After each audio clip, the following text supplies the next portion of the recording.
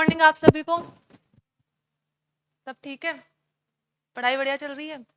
Saturday को test है ना, पढ़ लेना। उस दिन ऐसे कोई नहीं बोलेगा कि पता नहीं था, क्लास नहीं ली थी। ठीक है, छोटा सा तो चैप्टर है वो। देखिए आज हम नया चैप्टर स्टार्ट कर रहे हैं, prevention of money laundering act. पहले इसको समझते ये होता क्या है, फिर पढ़ेंगे नोट्स में से।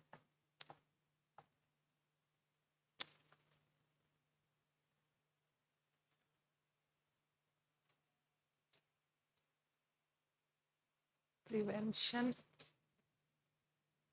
Of money laundering. प्रिवेंशन का मतलब तो आपको पता ही है, प्रिवेंट करना मतलब रोकना या बचाना। किसको रोकना है? मनी लॉन्ड्रिंग को। तो आपको मनी का मतलब भी पता है और लॉन्ड्री भी आपने सुना है, मतलब आपको सब वर्ड का मतलब पता है। तो इस चैप्टर में यही बताया गया है क्या, कि मनी की जो लॉन्ड्रिंग होती है उसको हमें रोकना कैसे है। तो इम्पोर्टेंट यहाँ पे जानना क्या हुआ कि मनी लॉन्ड्रिंग क्या होता है। ठीक है, जैसे लॉन्ड्री आपको बताया क्या होता है। लॉन्ड्री में यहाँ पे कपड़े धुलते हैं, ठीक है, गंदे कपड़े को साफ करते हैं, इसी को लॉन्ड्री बोलते हैं। तो यहाँ पे भी क्या करते हैं लोग, जो उनकी ब्लैक मनी होती है उसको किस में कन्वर्ट करते हैं, व्हाइट मनी में। उसको क्या बोला गया है, मनी लॉन्ड्रिंग। तो जो ब्लैक मनी व्हाइट मनी में कन्वर्ट हो जाती है, गवर्नमेंट क्या चाहती है, उसको रोकना। तो इसलिए कौन सा एक्ट लेके आए, prevention of money laundering act.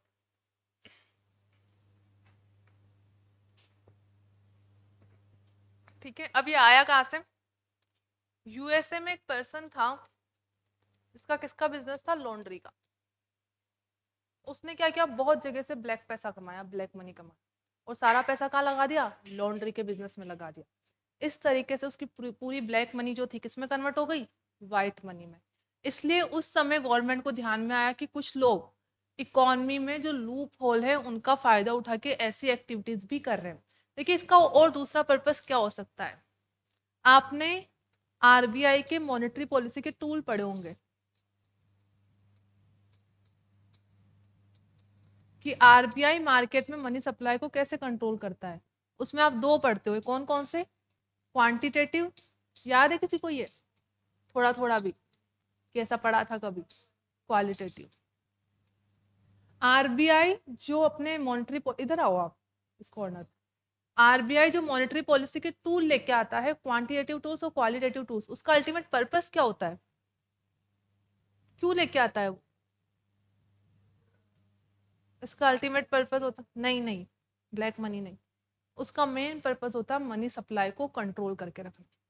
ऐसा भी नहीं होना चाहिए इकोनॉमी में बहुत ज्यादा पैसा चला गया, और जब बहुत ज्यादा पैसा चला गया मतलब मनी सप्लाई क्या हो गया, बहुत ज्यादा हो गया, और हम और आप लोगों के पास ज्यादा पैसा हो जाएगा तो हम लोग डिमांड क्या करेंगे, ज्यादा। और डिमांड ज्यादा होती है, प्राइस क्या हो जाती है, बहुत ज्यादा, और इससे क्या हो जाता है मार्केट में, इन्फ्लेशन। इसका अपोजिट भी हो सकता है।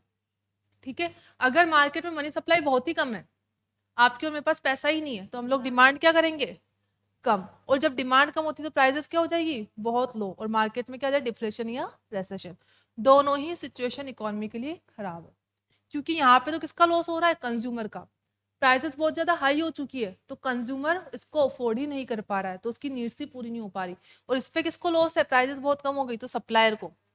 ठीक है, सप्लायर या प्रोड्यूसर को, वो प्रोडक्शन करना ही बंद कर देता है। तो एक में तो कंज्यूमर को लॉस हो रहा है, दूसरे में सप्लायर को लॉस हो रहा है। तो अल्टीमेटली इन्फ्लेशन और रेसेशन को कंट्रोल करने के लिए गवर्नमेंट क्या करती है, नहीं सॉरी, आरबीआई क्या लेके आता है, मॉनेटरी पॉलिसी लेके आता है।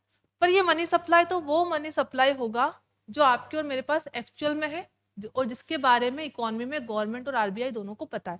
दैट मीन पूरा पैसा किसको कंट्रोल करने की कोशिश कर रही है, व्हाइट मनी को। क्योंकि मनी सप्लाई का यहाँ पे मतलब है आरबीआई ने जितनी करेंसी इशू कर रखी है और हमने हमारे पास इतना पैसा स्टोर करके रख रखा है, तो आरबीआई के पास पूरा डेटा होता है कि मैंने कितने पैसे प्रिंट करके मार्केट में इशू कर रखे। लेकिन ये जो वाला जो पैसा है कौन सा, ब्लैक मनी का, इसको तो कोई भी डिटेक्ट नहीं कर पाता, ना आरबीआई डिटेक्ट कर पाती है ना ही गवर्नमेंट डिटेक्ट कर पाती है। अब अगर गवर्नमेंट इस मनी सप्लाई को कंट्रोल करने के लिए पॉलिसीज लेके आती है जो कि व्हाइट मनी है, लेकिन मार्केट में एक वर्ड होता है पैरेलल इकोनॉमी। पैरेलल इकोनॉमी का मतलब होता है जो हमारी ओरिजिनल इकोनॉमी होती है उसके समांतर एक और इकोनॉमी चलती है, और उस इकोनॉमी में पैसा कौन सा होता है, पूरा ब्लैक मनी। तो गवर्नमेंट जो भी पॉलिसी लेके आती है, जो आरबीआई जो भी पॉलिसी लेके आती है, उससे ये वाली मनी सप्लाई तो कंट्रोल हो जाता है, बट हम इसको डिटेक्ट नहीं कर पाते। तो अल्टीमेटली जो गवर्नमेंट की पॉलिसी है या आरबीआई की पॉलिसी, वो ठीक से काम ही नहीं करती, ठीक है, उसका इम्पैक्ट देखने को ही नहीं मिलता। इसलिए गवर्नमेंट कौन सा एक्ट लेके आई? Prevention of money laundering act. तो मनी लॉन्ड्रिंग में लोग क्या करते हैं?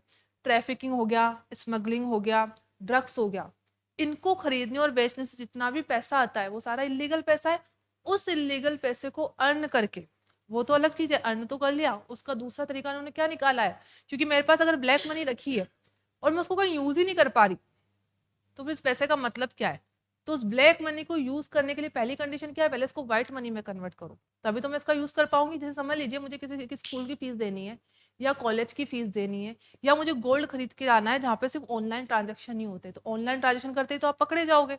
तो इसलिए जो पर्सन जो ब्लैक मनी अर्न करता है, उसका पर्पस क्या होता है? पहले पहले मैं इस ब्लैक मनी को व्हाइट मनी में कन्वर्ट करूंगा, फिर कन्वर्ट करने के बाद आप उसका यूज करोगे।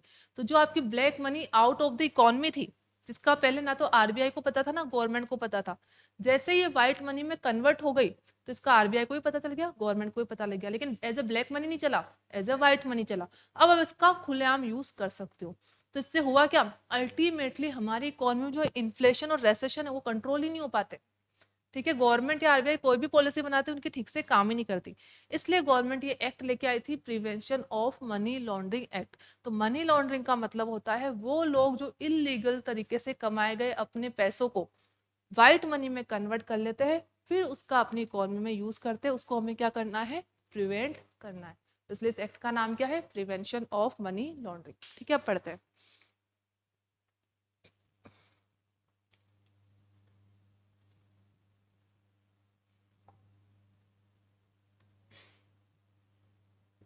फर्स्ट तो मीनिंग ही दे रखा है। Meaning of money laundering, money laundering is the processing, money laundering is the processing of criminal proceeds,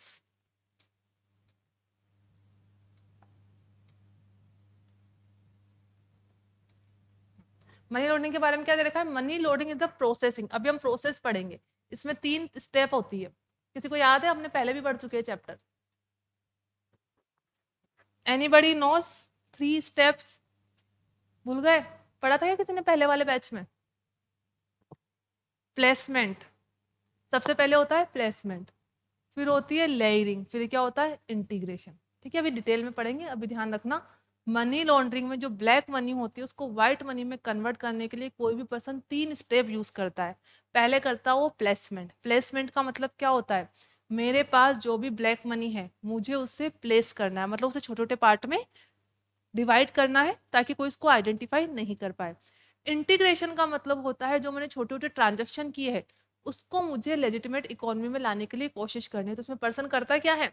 मेरे यहाँ पे जो भी पैसा है मैं उसको क्या करूंगी? किसी फॉरेन के अकाउंट में जमा करा दूंगी। मैंने क्या कर दिया? इसको लेयरिंग कर दी। सॉरी, ये लेयरिंग होती है, ठीक है, लेयर करना। लेयर किस पे करते हो? जिस चीज को छुपाने की कोशिश होती है। तो सेकंड स्टेप में क्या होता है? ब्लैक मनी को व्हाइट मनी में कन्वर्ट करने की कोशिश होती है। प्लेसमेंट में तो क्या किया? मैंने सिर्फ डिवाइड किया। लेयरिंग में मैंने ब्लैक मनी को व्हाइट मनी से लेयर करने की कोशिश की। इंटीग्रेशन में होता है जो भी ब्लैक मनी व्हाइट मनी में कन्वर्ट हो चुकी है उसको वापस लेजिटिमेट इकोनॉमी में लेके आना। जैसे अब मेरा पैसा व्हाइट मनी में कन्वर्ट हो चुका, मैंने क्या कर दिया? शेयर मार्केट में इन्वेस्ट कर दिया, तो वो क्या हो गया? इंटीग्रेशन। या मैंने इंडिया में कोई प्रॉपर्टी खरीद ली, वो भी क्या हो गया? इंटीग्रेशन। तो अल्टीमेटली क्या हुआ? जो ब्लैक मनी थी उसको मैंने व्हाइट मनी में कन्वर्ट किया और उसी से मैंने इंडिया में कोई प्रॉपर्टी भी खरीद ली। अब ना तो मनी आइडेंटिफाई हो पाएगी, ना ही आरबीआई या सेंट्रल गवर्नमेंट मुझे कभी पकड़ पाएगी। तो ये पूरी 3 प्रोसेस होती है ब्लैक मनी को व्हाइट मनी में कन्वर्ट करने की। कौन कौन सी? प्लेसमेंट, सेकंड होती है लेयरिंग और थर्ड होती है इंटीग्रेशन। पहले पढ़ते हैं मीनिंग। मीनिंग में लिखा हुआ money laundering is the processing, process आगे पढ़ेंगे, ऑफ क्रिमिनल प्रोसीड्स। क्रिमिनल का मतलब आपने गलत तरीके से कमाए। जैसे आपने मूवीज में देखा होगा, बॉलीवुड मूवीज में, उसको मारने के लिए इतने रुपए की सुपारी दी। सुना है ना? सुपारी मतलब क्या होता है? कोड वर्ड होता है। इसका मतलब अल्टीमेटली पैसे दिए होते हैं। तो वो भी क्या होता है? ब्लैक मनी होता है, क्रिमिनल प्रोसीडिंग्स होती है, प्रोसीड्स होती है। To dispute its illegal origin. तो इसका एक लाइन में मतलब ध्यान के रखना है, processing of criminal process to disguise. Disguise मतलब छुपाने का, इट्स इलीगल ओरिजिन। तो किसी भी इलीगल ओरिजिन को छुपाना, और क्यों छुपाना, क्योंकि आपने प्रोसेस कैसे लिए, क्रिमिनल तरीके से लिए, इस पूरी प्रोसेस को क्या बोलते हैं हम, लॉन्ड्रिंग बोलते हैं। और इसमें कौन कौन से आ जाएंगे, जैसे टेररिज्म से आपने कमाया है, इलीगल आर्म्स सेल, आर्म्स का मतलब क्या होता है, इक्विपमेंट, ठीक है, बंदूक हो गई, ठीक है, जो जो आपकी लड़ाई में काम, लड़ाई की चीजें काम में आती है वो सब क्या होते हैं, आर्म्स, इलीगल आर्म सेल्स हो गई, फाइनेंशियल क्राइम्स हो गए, स्मगलिंग हो गई, and the activities of organize crime including drug trafficking, drug trafficking मतलब एक कंट्री से दूसरे कंट्री में ड्रग्स की सप्लाई करना, and prostitution rings generate huge sum. तो ये सारे इलीगल तरीके दे रखे हैं, यहाँ पे वर्ड लिखा हुआ है ना, इलीगल ओरिजिन, तो इलीगल ओरिजिन हो क्या क्या सकते हैं, टेररिज्म हो गया, इलीगल आर्म्स हो गया, प्रोस्टिट्यूशन हो गया, और स्मगलिंग हो गया, एक ह्यूमन ट्रैफिकिंग भी होता है, यहाँ पे ड्रग ट्रैफिकिंग लिखा हुआ है, ह्यूमन ट्रैफिकिंग भी होता है, जैसे ड्रग्स को खरीदा और बेचा जाता है, आपको पता है बॉर्डर पे ह्यूमंस को भी खरीदा और बेचा जाता है, उसके थ्रू भी किसी ने पैसा कमाया तो किसके अंदर आएगा, इसके मनी लॉन्ड्रिंग के अंदर कवर हो जाएगा। इनसाइडर, अच्छा आगे और है, इम्बेजलमेंट, इनसाइडर ट्रेडिंग, ब्राइबरी मतलब किसी को रिश्वत देना, वो भी क्या है, अलग से ब्लैक मनी है। कंप्यूटर फ्रॉड, कंप्यूटर फ्रॉड आपने देखे होंगे जो क्रिप्टो करेंसीज में होते हैं, ठीक है, किसी का क्रिप्टो करेंसी, चलो दूसरा तरीका है, एक ये भी होता है ना, आपने किसी को ओटीपी बताया, ठीक है, आपका सारा पैसा उस पर्सन के अकाउंट में ट्रांसफर हो गया, तो जो साइबर क्राइम्स होते हैं वो भी कहाँ इंक्लूड होते हैं, इसके अंदर होते हैं। Also produce large profit and create an incentive to legitimize the ill-gotten gains through money laundering. When a criminal activity generates substantial profit, the individual or group involved in such activity route the funds to safe haven. तो यहाँ पे क्या लिखा हुआ है, जब भी कोई क्रिमिनल एक्टिविटी जनरेट होती है और उससे कोई प्रॉफिट होता है, उसमें अंडरलाइन करना है, मुझे नहीं देखना है, ठीक है, पेन रखो हाथ में, जब भी कोई क्रिमिनल एक्टिविटी जनरेट होगी उससे किसी ना किसी कोई सब्सटेंशियल प्रॉफिट होगा, तो क्या करेगा individual group involve in such activity, route the fund to safe haven. Safe haven का मतलब क्या होता है, देखिए सेफ हेवंस होती है कंट्रीज, सुना आपने, सेफ हेवन कंट्रीज, सेफ मतलब सुरक्षित, हेवन का मतलब क्या होता है, स्वर्ग, ऐसी कंट्री जो स्वर्ग है, किसके लिए, जो पर्सन इलीगल तरीकों से पैसा कमा रहे। सेफ हेवन कंट्रीज की जैसे स्विस बैंक है, वो अपने आप में सेफ हेवन है, वहां पे आप कितना भी पैसा जमा कराओ आपसे कोई ये नहीं पूछेगा कि आप पैसा कहाँ से लेके आए हो, आप नॉर्मल बैंक में जमा कराओ आपसे सोर्स पूछा जाएगा, ठीक है, लेकिन आप स्विस बैंक में जमा कराओगे कोई आपसे सोर्स नहीं पूछेगा, इसलिए सबसे ज्यादा ब्लैक मनी कहाँ है, स्विस बैंक के अंदर ही है, तो अपने आप में कैसा हो गया, सेफ हेवन कंट्री।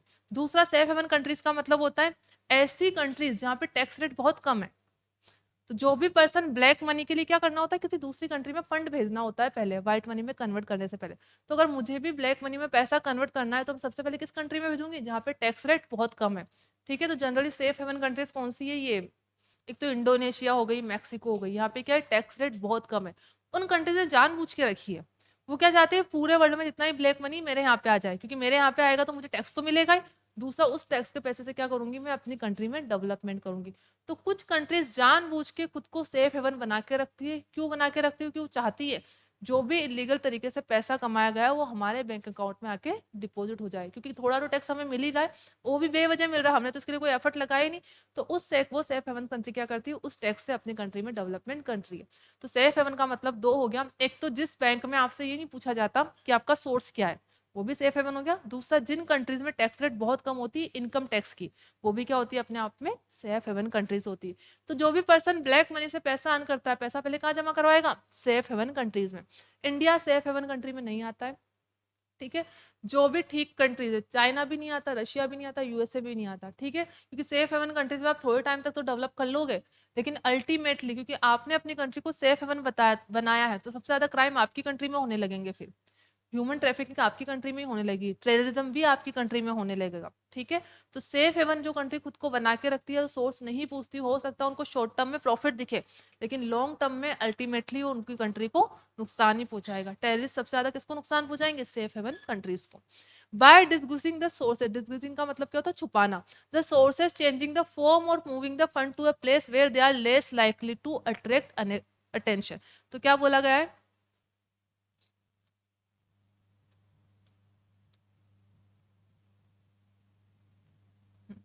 यहाँ पे क्या बोला है, less likely to attract attention, तो जो सेफ हेवन कंट्रीज होती है उस पर किसी का अटेंशन नहीं जाता है कि आपने पैसा जमा करा दिया तो आप पे बेफिक्र होकर पैसा जमा करें, वहाँ पे टैक्स रेट भी कम कर रखती है। फिर लोग क्या करते हैं, जो मैंने टैक्स हेवन कंट्री में पैसा जमा कराया था वहां पे तो सोर्स पूछा नहीं था मुझसे, और वहां से मैंने अपनी कंट्री में पैसा ट्रांसफर कर दिया, तो यहाँ पे मुझसे ये नहीं पूछेगा पैसा कहाँ से कमा के लाया, क्योंकि वो तो दिख रहा है उस अकाउंट से आया है। उस पर्सन को पूछना चाहिए था जहां पे मैंने फर्स्ट टाइम जमा कराया था, उसने मुझसे पूछा ही नहीं, वहां पे मैंने अपना सोर्स छुपा लिया। तो अब जब दूसरे अकाउंट से एक अकाउंट में पैसा ट्रांसफर होता है जो भी लेजिटिमेट तरीके से हो रहा है, तो वहां पे से आपका कोई सोर्स नहीं पूछेगा। तो अल्टीमेटली जो ब्लैक मनी थी किसमें कन्वर्ट हो गई, व्हाइट मनी में कन्वर्ट हो गई। तो ये तो मीनिंग बताया गया है। तो अगर आपसे ऑब्जेक्टिव पूछा जाए या मनी लॉन्ड्रिंग का कोई छोटा सा क्वेश्चन आए तो आपको यही बातें लिख देनी कि मनी लॉन्ड्रिंग का मतलब क्या होता है। लॉन्ड्रिंग का मतलब होता है कोई भी पर्सन जो इलीगल तरीके से पैसा अर्न करता है वो मनी लॉन्ड्रिंग के अंदर आता है। इसमें आपको 3-4 तरीके लिख देने, ह्यूमन ट्रैफिकिंग हो गया, ड्रग ट्रैफिकिंग हो गया, किसी का मर्डर नहीं लिखा हो ठीक है इसमें, लेकिन आप ले सकते हो ठीक है, टेररिज्म हो गया, कंप्यूटर फ्रॉड्स हो गया। हाँ क्रिप्टो वाला मैंने आपको एग्जांपल बताया, इससे आप, इससे बढ़िया वर्ड है आप साइबर क्राइम लिख सकते हो ठीक है। साइबर क्राइम हो गया, कंप्यूटर फ्रॉड हो गया, इनके थ्रू जो भी पर्सन ब्लैक मनी अर्न करता है उसको सेफ हेवन कंट्री में भेजता है, फिर वापस उसको व्हाइट मनी में कन्वर्ट करने की कोशिश करता है, वो क्या होता है हमारा money laundering. Most fundamentally money laundering is inextricably linked to the underlying criminal activity that generate it. तो इसका सोर्स क्या होता है मनी मनी लॉन्ड्रिंग का या ब्लैक मनी का, क्रिमिनल एक्टिविटी। जो भी चीज आपने सही तरीके से अर्न की है उसका सोर्स आप छुपाने की आपको जरूरत ही नहीं पड़ती। कोई भी पर्सन किसी भी इनकम का सोर्स कब छुपाने की कोशिश करेगा, जब उसने गलत तरीके से अर्न की, और गलत तरीका भी कौन सा, क्रिमिनल एक्टिविटी दैट जनरेटेड।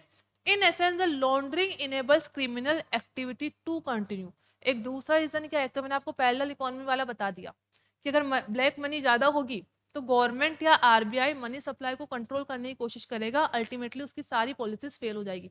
दूसरा, जिस कंट्री में ब्लैक मनी हमेशा व्हाइट मनी में कन्वर्ट हो जाती है वहां पे क्राइम रेट भी क्या होगी, ज्यादा होगी। पाकिस्तान में क्यों होती है क्राइम, ने टेररिज्म वहां पे ज्यादा क्यों हो रहा है, क्योंकि वहां पे ब्लैक मनी को व्हाइट मनी में आप इजिली कन्वर्ट कर सकते हो, किसी को सोर्स बताने की जरूरत नहीं पड़ती, और वहां पे जो पैनल है, पैनल लगती है, वो भी उतनी पेनल्टी भी ज्यादा नहीं है। तो इसका मतलब जो कंट्री आपको ब्लैक मनी से व्हाइट मनी में कन्वर्ट करने की फैसिलिटीज देगा उसी कंट्री में क्राइम क्या होंगे, ज्यादा होंगे। इसलिए शुरू शुरू में जो कंट्री सेफ हेवन होती है वो शुरू शुरू में खुश होती है, लेकिन बाद में अल्टीमेटली क्या होता है, उसको उसी को नुकसान होता है। जैसे यूएसए का एक केस है, यूएसए का में आपने सुना होगा, यूएसए में अटैक कब हुआ था, उसकी न्यूज भी थी, मुझे एक्चुअली डेट याद नहीं आ रही ठीक है। यूएसए में हुआ था, आपने नाम भी सुना होगा, कसाब का नाम सुना है, कसाब ही था ना शायद। अमेरिका में जो, नहीं कसाब तो मुंबई में आया था ना, अमेरिका में जो हुआ था उनका नाम क्या था, उसका नाम मुझे वो दोनों याद नहीं आ रहा, तो उस टेररिस्ट का नाम याद आ रहा है ना, ईयर का नाम है। मैं बस स्टोरी बता देती हूँ। जब अमेरिका में अटैक हुआ था उससे पहले पूरे वर्ल्ड में बहुत टेररिस्ट टेररिस्ट अटैक की बात कर रही हूँ, उससे पहले इंडिया में टेररिस्ट अटैक हो चुका है बहुत बार ठीक है, पाकिस्तान से भी हो चुका है, चाइना से भी हो चुका है, अदर कंट्रीज में भी हो चुका है। तो हम लोग जब इंटरनेशनल लेवल पे जाते थे, मीटिंग्स होती थी, आईएमएफ की हो गई या वर्ल्ड बैंक की हो गई या वर्ल्ड ट्रेड ऑर्गेनाइजेशन की हो गई, और यूनाइटेड नेशन आपने सुना होगा यूएन की मीटिंग। तो हम लोग जब भी जाते थे हमारा मेन मुद्दा क्या होता था, टेररिज्म का, क्योंकि हमारे पास कंट्रीज ही ऐसी है ठीक है। यूएसए कभी हमारा साथ नहीं देता था, क्योंकि जिसके घर में कुछ नहीं होता उसको कुछ दिखता ही नहीं है, तो यूएसए में टेररिस्ट अटैक होते ही नहीं थे। फिर जब दूसरी कंट्री बताती तो वो कभी नहीं सुनता था यूएसए ठीक है। फिर बाद में जब उसकी कंट्री में अटैक हुआ उसके बाद उसने टेररिस्ट पे ध्यान देना शुरू किया। आगे हम एक इंटरनेशनल ऑर्गेनाइजेशन पढ़ेंगे, मुझे अभी भी उसका नाम याद नहीं आ रहा। उसके बाद तो उसने क्या किया, अच्छा हाँ मैंने पढ़ाया भी आपको, एफएटीएफ याद है आपको, एक चैप्टर में पढ़ा था हमने, अभी पढ़ेंगे शायद आगे कहीं पे, इसी चैप्टर में भी हो सकता है। एफएटीएफ है फाइनेंशियल एक्शन टास्क फोर्स। ये कब बना, जब यूएसए में अटैक हुआ था उसके बाद बना। इससे पहले यूएसए ने कभी भी टेररिज्म पर ध्यान ही नहीं दिया। जब खुद के घर में अटैक हुआ तब उसने दूसरे लोगों की बातें सुनना स्टार्ट की, फिर उसने अलग से एक ऑर्गेनाइजेशन ही बना दिया इंटरनेशनल लेवल पे, FATF, financial action task force. Financial action task force क्या करता है, जो भी कंट्री टेररिस्ट को प्रमोट करती है, जैसे पाकिस्तान हो गया या ये नॉर्थ कोरिया हो गया ठीक है, उरू ऐसे एक दो कंट्री और है, नॉर्थ कोरिया हो गया और मुझे याद नहीं आ रही ठीक है, हाँ अफगानिस्तान भी उसके अंदर है ठीक है। उसमें इसने कैटेगरी बना दी कि इनको ग्रे ग्रे लिस्ट सुना होगा आपने, ब्लैक लिस्ट सुना होगा कि इस लिस्ट में डाल दिया उस लिस्ट में डाल दिया, तो वो एफएटीएफ की ही लिस्ट है। जो भी कंट्री टेररिज्म को प्रमोट करती है उसको लिस्ट में डाल देती है, या तो ग्रे में डाल देगी या ब्लैक में डाल देगी। अब ग्रे लिस्ट और ब्लैक लिस्ट में डालने से होता है क्या है, जैसे पाकिस्तान को डाल दिया था ग्रे लिस्ट में, 2 बार डाल चुकी है, ठीक है, और ब्लैक में शायद नॉर्थ कोरिया किसी को डाला होगा। तो अगर आप ग्रे लिस्ट में और ब्लैक लिस्ट में चल जाते हो तो आपके ऊपर क्या कंसिक्वेंस होंगे, आपको IMF और वर्ल्ड बैंक से लोन नहीं मिलेगा, आपको इंटरनेशनल लेवल पे पैसों की जरूरत है, आपको पैसे भी नहीं मिलेंगे। क्यों नहीं मिलेंगे, क्योंकि हम आपको पैसा देते हैं और आप उसी पैसे से टेररिज्म को प्रमोट कर रहे हो। तो एफएटीएफ बनाई किस लिए था, टेररिस्ट एक्टिविटीज को कॉम्बैट करने के लिए, रोकने के लिए। तो इसी तरह जो मनी लॉन्ड्रिंग का पैसा होता है सबसे ज्यादा कहाँ पे यूज होता है, टेररिज्म के अंदर यूज होता है। तो यहाँ पे लास्ट में लाइन क्या लिखी हुई है, in essence the laundering enable criminal activity to continue. तो जिस कंट्री में लॉन्ड्रिंग होती रहेगी, लॉन्ड्रिंग मतलब ब्लैक मनी व्हाइट मनी में कन्वर्ट होती रहेगी, वहां पे क्रिमिनल एक्टिविटीज भी क्या रहेगी, कंटिन्यू रहेगी, वो कभी बंद हो ही नहीं सकती।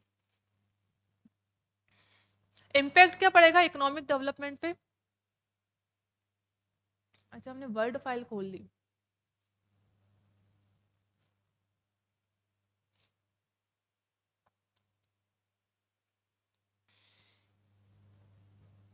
impact of money laundering the economic development of the country, economies with growing और developing financial center।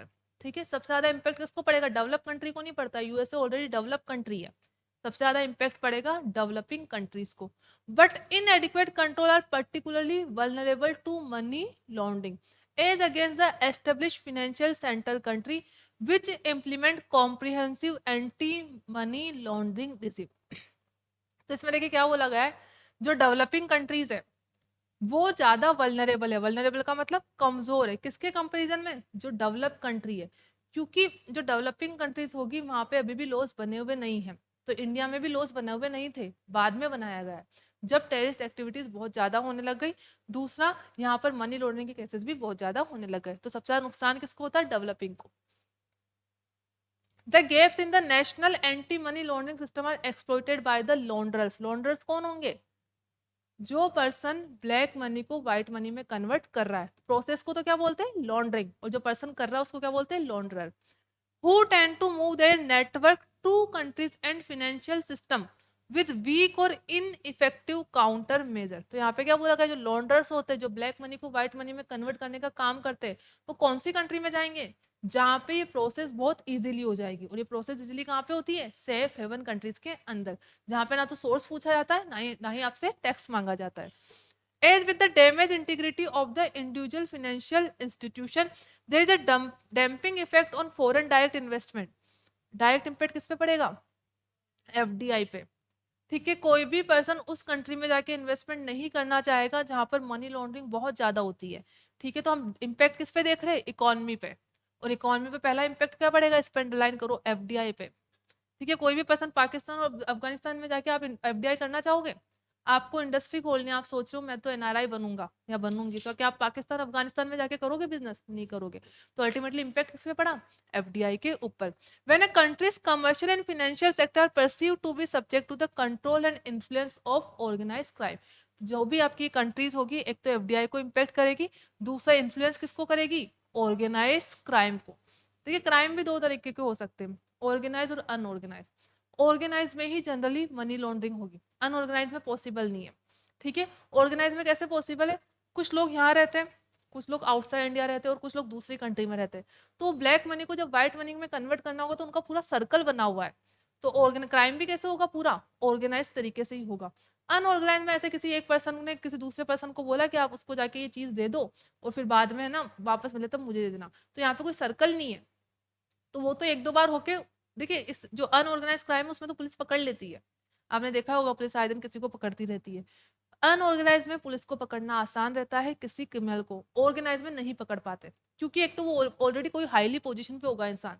कुछ लोग ऐसे तो होते हैं सोसाइटी में उनकी पोजीशन बहुत बढ़िया होती है लेकिन बाद में पता चलता है, अभी आपने देखा होगा बहुत सारी चीजें, आपने बहुत बड़े बड़े लोगों के काम नाम देखे होंगे। अभी जैसे अडानी की रिपोर्ट भी आई, आपने पढ़ा होगा, उस दिन शेयर मार्केट क्रैश हो गया और था। अडानी की क्या आया था, अडानी का कि यूएसए के अंदर उनके ऊपर कोई पेनल्टी लगी है, वहाँ की वहाँ की जो पुलिस है या वहाँ की जो इंस्टीट्यूशन है उन्होंने उनको पेनल्टी लगाई है। क्यों लगाई है, उन्होंने ये बोला है कि अडानी ने हमारी कंट्री में बिजनेस के कॉन्ट्रैक्ट लेने के लिए जो ब्यूरोक्रेट्स होते हैं उनको रिश्वत दी है। ठीक है, तो उस दिन अपना शेयर मार्केट भी क्रैश हो गया था। ठीक है, जब कोई पर्सन इंटरनेशनल लेवल पे आके काम करता है तो पूरी कंट्री को रिप्रेजेंट करता है, और जब उस पर्सन के बारे में कोई न्यूज आती है तो पूरी कंट्री पे इम्पैक्ट पड़ता है। तो यहाँ पे भी एक केस बोला गया है कि कोई चीज ऑर्गेनाइज क्राइम हो जाती है तो अगर वो इंटरनेशनल लेवल पे होने लगी तो अगर कोई एक पर्सन पकड़ा जाता है ना तो फिर पूरी कंट्री का नाम खराब होता है। तो इम्पैक्ट क्या पड़ा हमारी इकोनॉमी पे? डायरेक्ट इम्पैक्ट तो किसका पड़ा कि एफडीआई हमारी कंट्री में क्या हो जाएगा, कम हो जाएगा। इन टाइम्स ऑफ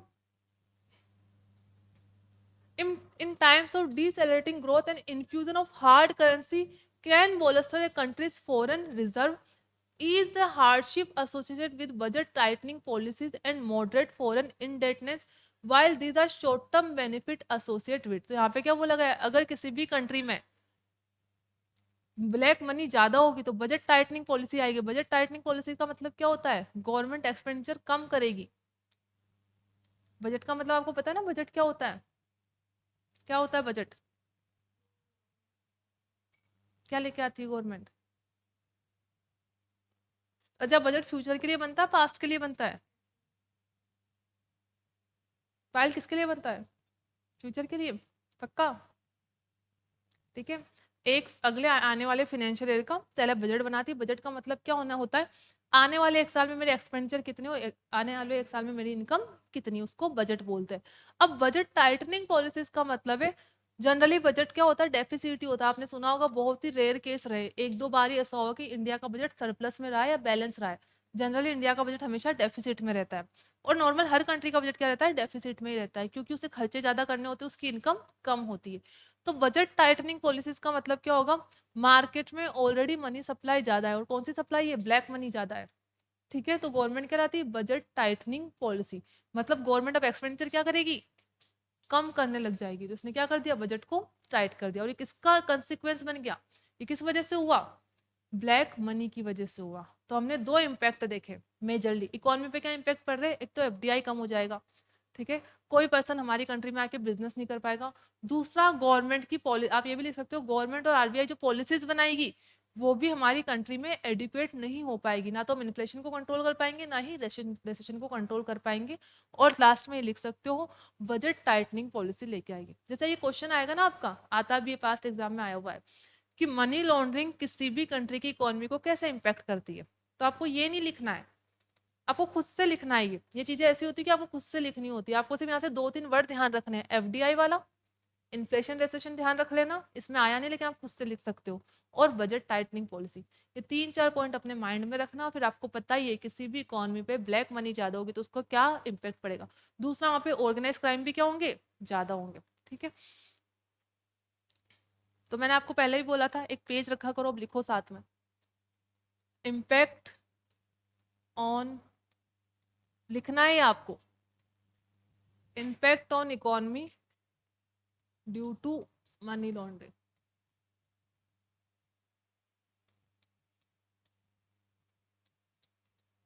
ठीक है, आपका होमवर्क है, करके लाना इसको। आपको लिखना कैसे वो समझ लो। पहले आपको लिखना है इसके अंदर मनी लॉन्ड्रिंग होती क्या है, इसकी डेफिनेशन लिखनी है। क्या होती है money laundering, proceeds of crime होती है जो इलीगल तरीके से कमाई गई होती है। मनी लॉन्ड्रिंग की यहाँ पे डेफिनेशन लिखनी है, ये हो गया। फिर इसके बाद लिखने हैं इम्पैक्ट। इम्पैक्ट में आपको तीन चार मेजर पॉइंट लेने हैं, फिर आंसर लिखना है। ठीक है, पहला लिखना आप, ऑर्गेनाइज क्राइम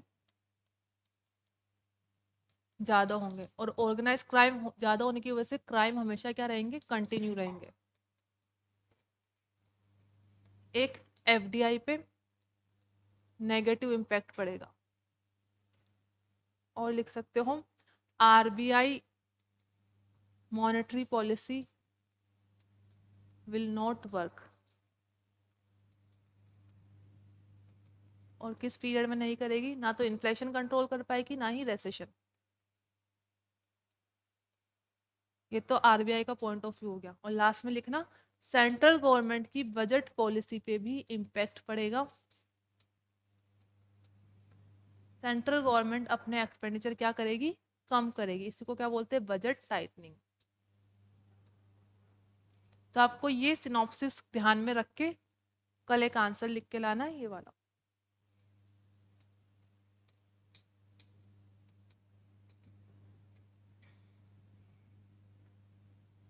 पहले बस मनी लॉन्ड्रिंग की डेफिनेशन लिखनी है, फिर ऑर्गेनाइज क्राइम बढ़ेंगे, एफडीआई पे नेगेटिव इम्पैक्ट पड़ेगा, आरबीआई की monetary policy will not work in case of inflation और रेसेशन, और सेंट्रल गवर्नमेंट क्या लेके आएगी, बजट पॉलिसी जिसमें एक्सपेंडिचर क्या कर देगी, कम कर देगी, इसी को क्या बोलते हैं, बजट टाइटनिंग।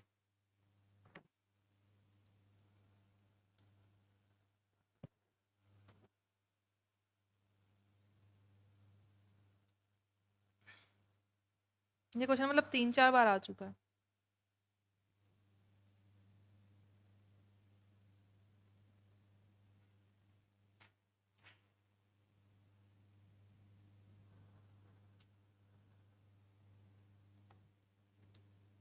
डन, ये आपका होमवर्क है, करके लाना।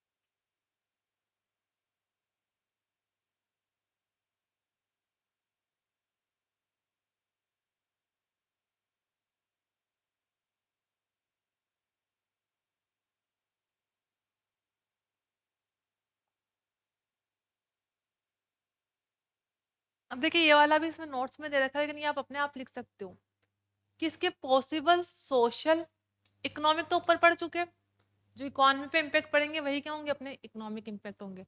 सोशल और पॉलिटिकल इफेक्ट क्या होंगे, सोशल तो क्या रहेगा, सोसाइटी पे क्या इम्पैक्ट पड़ेगा, सोसाइटी पे सबसे बड़ा इम्पैक्ट क्या पड़ेगा, क्राइम हमेशा कंटिन्यू रहेंगे, कभी खत्म ही नहीं होंगे, मतलब ह्यूमन ट्रैफिकिंग ज़्यादा होगी, ड्रग ट्रैफिकिंग ज़्यादा होगी, आर्म्स एम्युनिशन की ट्रैफिकिंग होती है वो भी ज़्यादा होगी, साइबर क्राइम ज़्यादा होंगे, फ्रॉड ज़्यादा होंगे, सोशल इम्पैक्ट पड़ेगा। Money laundering is left unchecked और डील विद इनइफेक्टिवली आर सीरियस।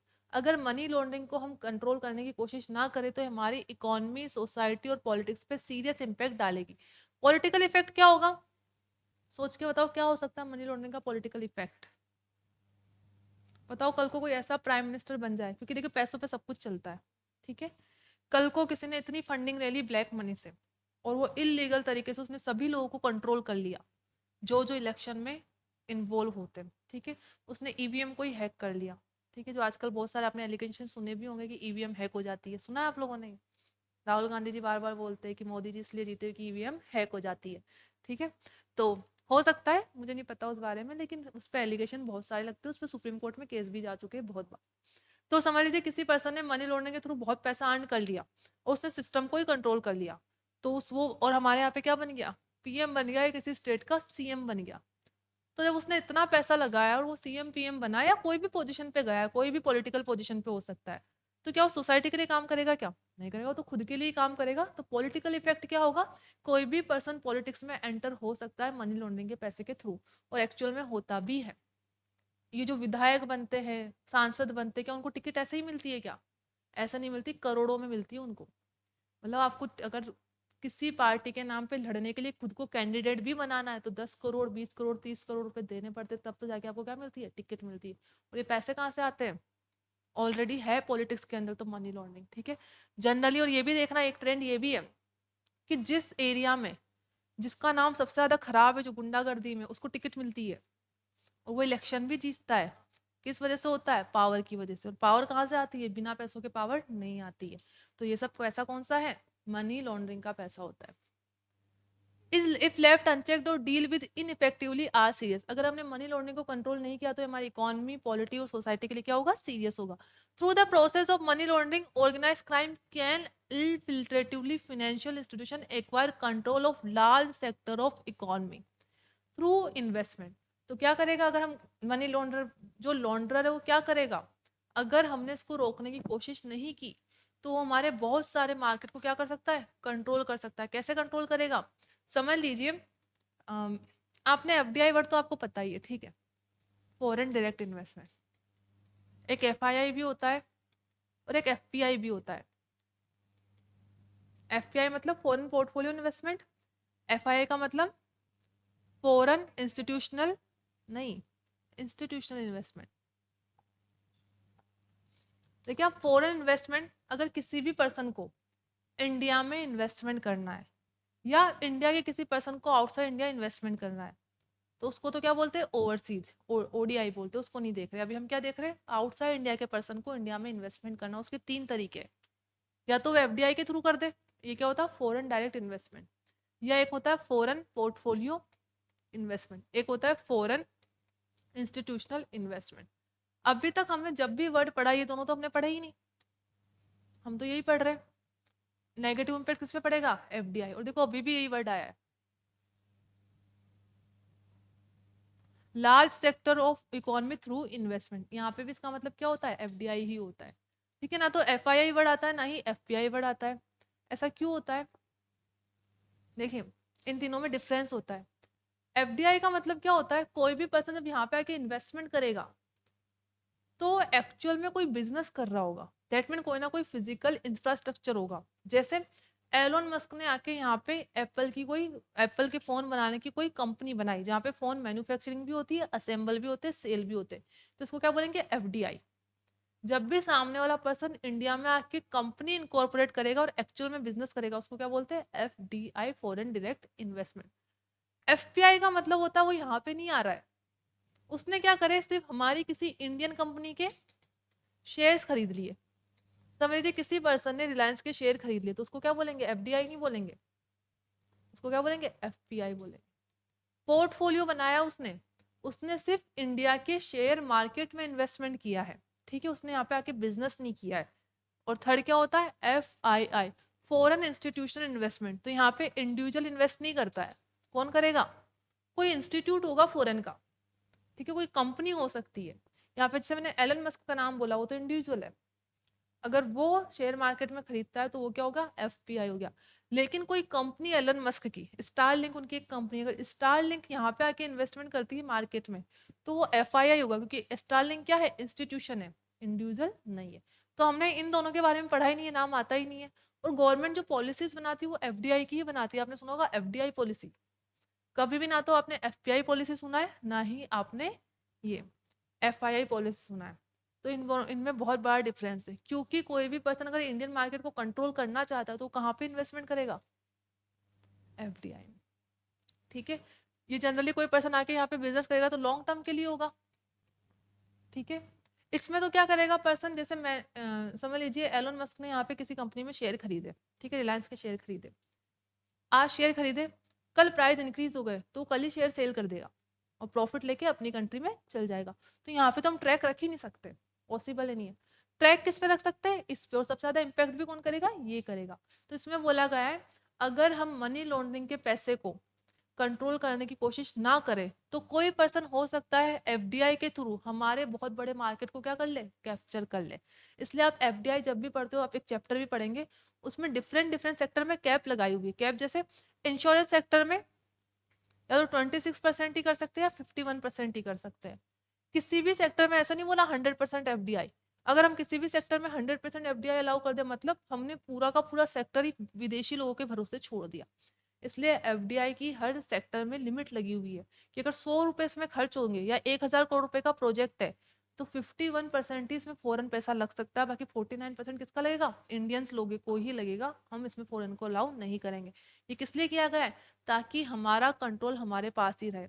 अगर एफडीआई के अंदर कैप ना हो, जैसे डिफेंस सेक्टर है, डिफेंस सेक्टर में भी कैप लगी हुई है, ठीक है, उसमें 51 है या 71 ऐसा कुछ है।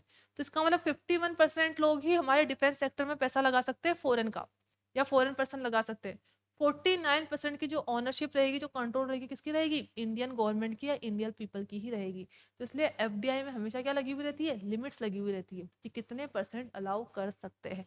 तो सबसे ज्यादा अगर हम मनी लॉन्ड्रिंग को कंट्रोल नहीं करेंगे, सबसे ज्यादा इम्पैक्ट किस पे पड़ेगा, एफडीआई का। कल को किसी पर्सन ने बहुत सारा ब्लैक मनी के थ्रू अपनी व्हाइट मनी कन्वर्ट कर ली और पूरा पैसा कहाँ लगा दिया, कोई कंपनी खोल दी, या इंश्योरेंस सेक्टर की 10% हिस्सेदारी अपने पास ले ली, डिफेंस की 15% अपने पास ले ली, तो हमने एक ऐसे पर्सन को उस एरिया की जिम्मेदारी दे दी है जो पर्सन खुद ही ब्लैक मनी और क्राइम में इन्वॉल्व है। इसलिए एफडीआई को बचाने के लिए और कंट्री के जो नेशनल इंटरेस्ट के पॉइंट्स है उनको प्रोटेक्ट करने के लिए मनी लॉन्ड्रिंग को कंट्रोल करना बहुत ज्यादा जरूरी है। अगर नहीं करेंगे तो क्या होगा, acquire control of large sector. Large sector से यहाँ पे मतलब क्या है, डिफेंस भी हो सकता है, इंश्योरेंस भी हो सकता है, एजुकेशन भी हो सकता है, मेडिकल भी हो सकता है, कोई भी सेक्टर हो सकता है। ऑफ इकोनॉमी थ्रू इन्वेस्टमेंट और ऑफर ब्राइब्स। ब्राइब्स का मतलब क्या होता है? किसी को रिश्वत देके आप अपना काम निकलवा रहे हो, ठीक है। आप हमारी पार्लियामेंट में जाके एक सांसद या विधायक बन गए क्योंकि आपने बहुत सारे पैसे किसी को खिला दिए, या बहुत सारी पोजीशन ऐसी होती है जहाँ पे इलेक्शन लड़ने की जरूरत नहीं पड़ती है, ठीक है। जैसे जैसे इसका एग्जाम्पल क्या होगा, आप बताओ इसका एग्जाम्पल। पब्लिक ऑफिशियल्स लिखा हुआ भी है, to public official and indeed government. जैसे समझ लो यूपीएससी के तो अभी एग्जाम होते हैं, ठीक है। यूपीएससी में आप जाते हो तो आईएएस आईपीएस ही बनते हैं। अगर यहाँ पे यूपीएससी का एग्जाम ना हो और लेटरल एंट्री एक कंसेप्ट होता है, आपने सुना भी होगा। लेटरल एंट्री का मतलब होता है जिस एग्जाम तक पहुंचने के लिए, पोजीशन के लिए एग्जाम है, कुछ लोगों की लेटरल एंट्री भी होती है। लेटरल का मतलब उसको एग्जाम नहीं देना, ठीक है।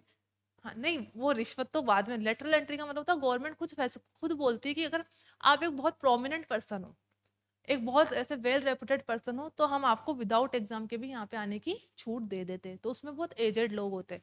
जैसे राज्यसभा में जो कुछ नॉमिनेटेड लोग होते हैं, जैसे रेखा है, रेखा एक्ट्रेस है बॉलीवुड की, वो राज्यसभा की मेंबर है, पता है ना आपको। क्या वो जीत के गई है? तो कैसे गई? हाँ, क्योंकि उसकी रेपुटेशन है, उसको सेंट्रल गवर्नमेंट ने नॉमिनेट किया है। ऐसी बहुत सारी सेलिब्रिटीज, जया बच्चन क्या खुद से गई है? ठीक है, उसको नॉमिनेट किया गया है उनको, क्योंकि वो सोसाइटी में रेपुटेड पर्सन। सचिन तेंदुलकर भी पार्लियामेंट में गए थे, आपको पता है क्या वो जीत के गए थे? नहीं, उनको क्या किया था? नॉमिनेटेड किया गया था। तो ऐसी बहुत सारी मतलब ये बताने का पर्पज, मैं उनका नहीं बोल रही हूँ कि वो मनी लॉन्ड्रिंग में बोले। बताने का पर्पज ये है कि अगर हम इसको कंट्रोल नहीं करेंगे तो कुछ लोग क्या होंगे, ब्राइब देके पब्लिक ऑफिसर्स की सीट पे जाके बैठ जाएंगे, ठीक है। बहुत सारी पोजीशन ऐसी होती है जहाँ पे एग्जाम्स नहीं होता, वहाँ पे सेंट्रल गवर्नमेंट के पास पावर होती है उनको अपॉइंट करने की, तो वहाँ पे कोई भी पर्सन पैसों के थ्रू पहुंच जाएगा। And indeed government this the economic and political influence of criminal organization can weaken the social fabric, ethical standard and ultimately the democratic institution of the society। तो बोला गया है अगर पॉलिटिकल और इकोनॉमिकल इम्पैक्ट होगा तो सोसाइटी तो अपने आप ही इम्पैक्ट होने लग जाएगी। आज अपने एक ही पेज पढ़ा इतनी देर में। अच्छा, इसकी प्रोसेस है, ये पढ़ लेते हैं, छोटी सी है। प्रोसेस ऑफ मनी लॉन्ड्रिंग में 3 स्टेप आती है, कौन कौन सी? प्लेसमेंट, लेयरिंग और इंटीग्रेशन। प्लेसमेंट में क्या बोला गया है? The process of money laundering can be classified into 3 stage, namely placement, layering and integration. Placement का मतलब क्या होता है? प्लेस करना। किसको प्लेस करोगे? पैसों को ही प्लेस करोगे जो आपने अर्न किए हैं। इन द इनिशियल और placement stage of money laundering, the launderer, launderer कौन होता है? जिसकी ब्लैक मनी है। The launderer introduced his illegal profits into the financial system by breaking up large amount of cash into less conspicuous smaller sum। समझ लीजिए मुझे 1 करोड़ रुपए मिले, ठीक है। तो अगर मैं अचानक 1 करोड़ रुपए का ट्रांजेक्शन करूंगी या किसी अकाउंट में ट्रांसफर करूंगी तो मुझे अथॉरिटी, इनकम टैक्स अथॉरिटी पकड़ लेगी। तो मैंने क्या किया, उनको छोटे छोटे अमाउंट में ट्रांसफर कर दिया, समझिए 1-1 लाख में कर दिया या 5-5 लाख में कर दिया, तो उसको क्या बोलते हैं? प्लेसमेंट। प्लेसमेंट मतलब क्या हुआ, जो लॉन्डर होता है वो अपनी ब्लैक मनी को छोटे छोटे पार्ट में डिवाइड कर रहा है। तो यहाँ पे लिखा हुआ है breaking up large amount of cash into less conspicuous smaller sum that are then deposited directly into a bank account or by purchasing a series of monetary instruments that are later collected and deposited into accounts of another location। तो placement में हम क्या कर रहे हैं? Simple सी बात ध्यान रखनी, प्लेसमेंट में मैं अपने बहुत बड़े अमाउंट को छोटे छोटे अमाउंट में ट्रांसफर कर रही हूँ। और क्यों कर रही हूँ? ताकि दूसरे पर्सन के अकाउंट में मुझे ट्रांसफर करना ईजी हो जाए।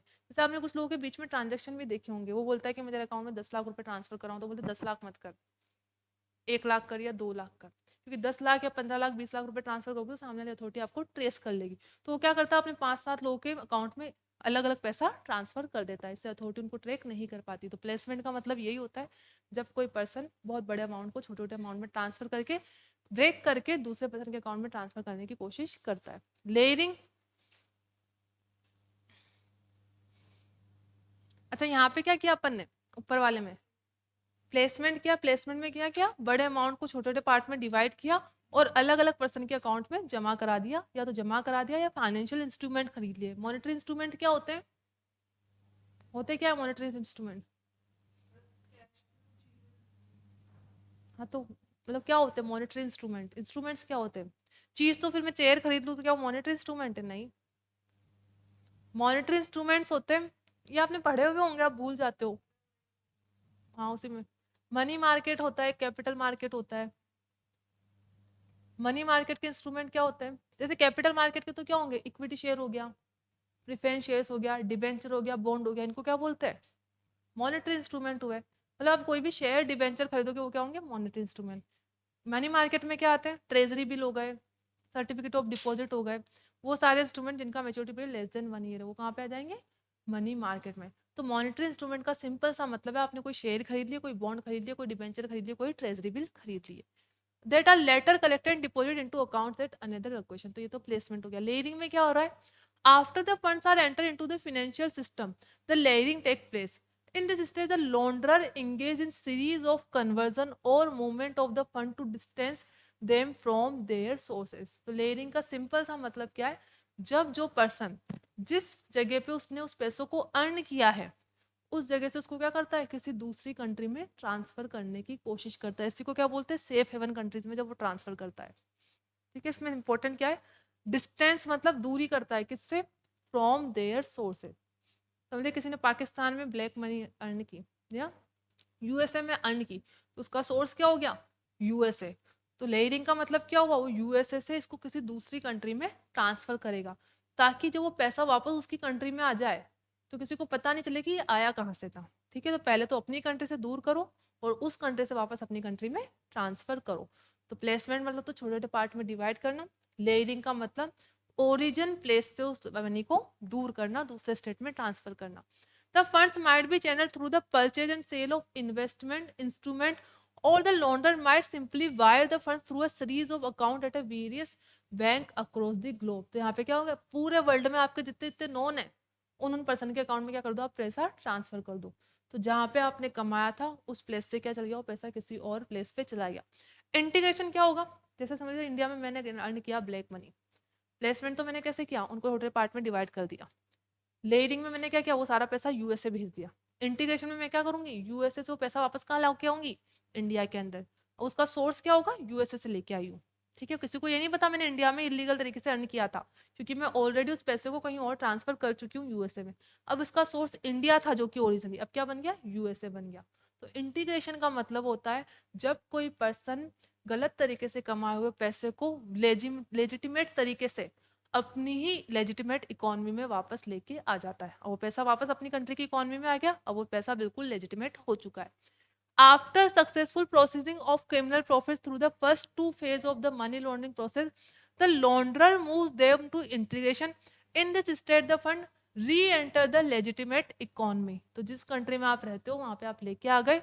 The launderer might choose to invest the funds into real estate. सबसे ज्यादा ब्लैक मनी कहाँ यूज होती है? रियल एस्टेट में, लग्जरी एसेट्स और बिजनेस वेंचर। ठीक है, तो कल एक बार इसको वापस देख लेंगे। आपको जो क्वेश्चन दिया वो लिख के आना, मैं चेक करूंगी। ठीक है, कल मिलते हैं।